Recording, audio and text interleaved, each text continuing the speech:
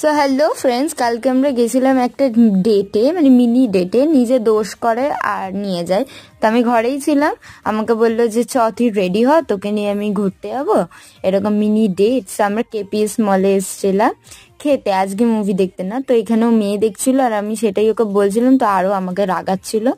যাই হোক, দিয়ে গেলাম। অ্যাম্বিয়েন্সটা তো ভীষণ সুন্দর, এখানে আমি আগেও অনেকবার এসেছি।